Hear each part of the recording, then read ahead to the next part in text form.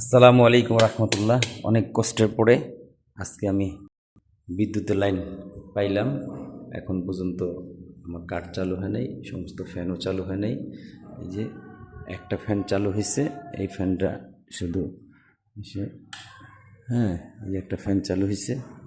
আর আমার সব লাইনই এখন জ্বলতেছে, রান্নাঘরে সব চলতেছে। হ্যাঁ, এই যে এদিকে জেনারেটরের লাইন দেওয়া, যেগুলি এগুলি এখন চলতেছে না, সমস্যা নেই।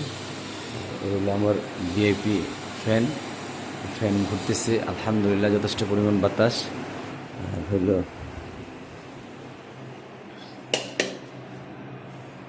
এই আমার বেসিংয়ের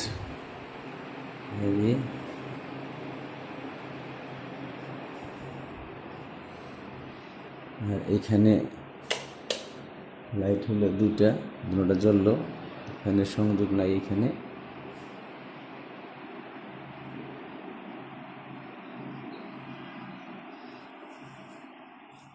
এই ঘরে এই পর্যন্ত জ্বলছে। বাথরুমের এই জ্বলছে, এটা এখনো জ্বলে নাই। এটা মনে জেনারেটরে কি বললো ওরা,